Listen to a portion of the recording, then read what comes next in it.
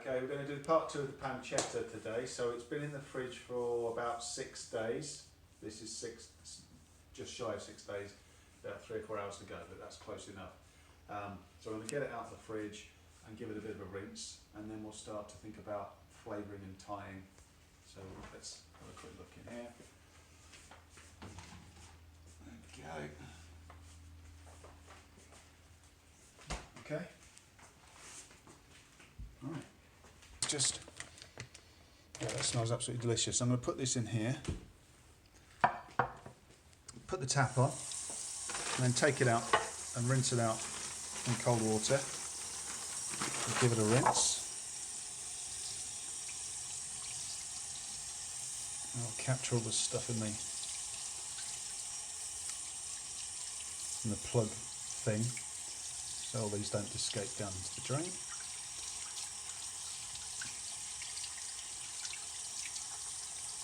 And I'll get off. There wasn't too much salt in here. This wasn't the excess salt method. This is only a 5% salt one, so there won't be too much salt in here to wash off. Okay, that's probably about it. And then we'll pat it dry.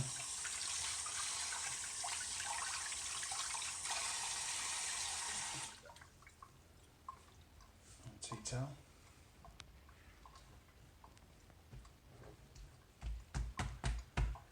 Okay, so I'll give that a bit of a dry, and then we'll look at flavouring. Pork's been rinsed now, and we've patted it dry and used a couple of clean tea towels to dry it off.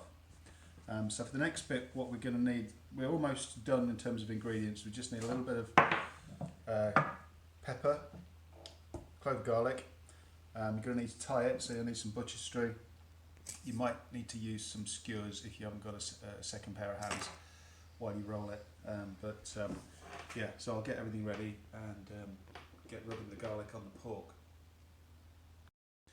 Okay, so lay the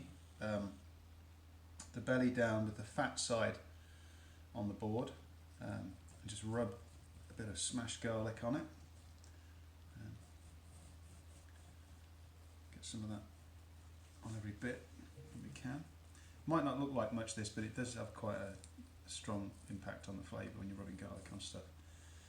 Rubbing it on bruschetta is nice. It just gives it a distinct but quite a not an overpowering garlic flavour. That's good. Okay, so that's rubbed on quite nicely. The garlic doesn't stay in, and then just rub some black pepper in where you just put the garlic.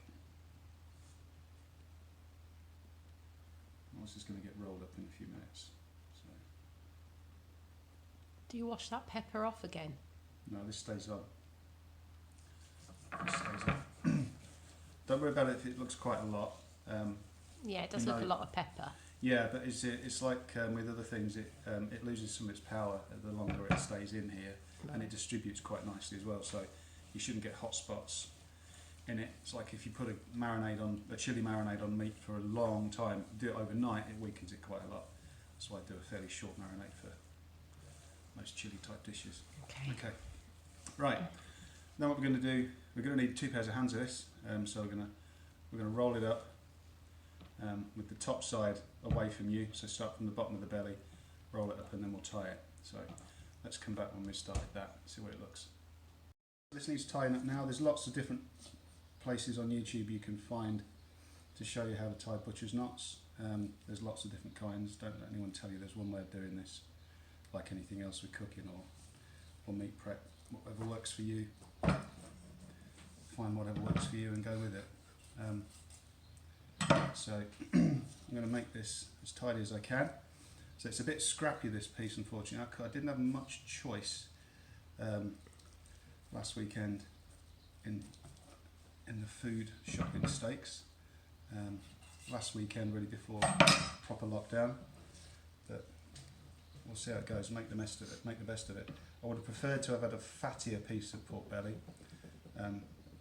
There's nothing that extra fat won't work well on. It works very, very well with pork belly. So a couple more knots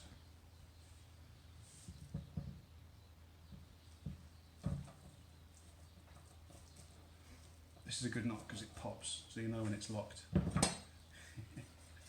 Ah, there you go. Too keen on the, on the knife and not giving it enough on the pull, so to speak. I might edit this a bit. No, leave it in. Really? Yeah. Okay. No, that's definitely not tight enough. Anyway, I'll finish this off and then present it back when it's a little tidier, and I've trimmed it and it's ready for hanging. Right, we've done tying. Excuse the scrappy knots, but it's not about how the knots look, it's about how the meats taste. This will now hang for about 2 or 3 weeks, and you can put it in the fridge or you can put it in a meat safe if you have one. Just make sure it's kept out of direct sunlight, and make sure the temperature isn't too high.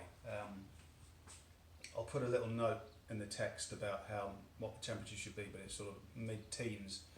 You should think about bringing it indoors, store it somewhere cooler. But at this time of year it's perfect because it's nice and cool, and bit of a breeze, and I can keep the meat safe out of the sun, so it's not too bad.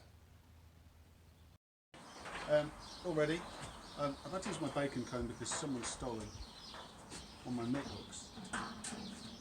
Although what for, I've no idea. So this will go in here 2 or 3 weeks, see how it goes. So it gets a bit warm, and we can take it in, put it in the fridge, that won't hurt it at all. Put it in the fridge, you'll slowly drying out a little bit, because there's no ventilation in there, but it all works. So come back in a little while, see how it goes.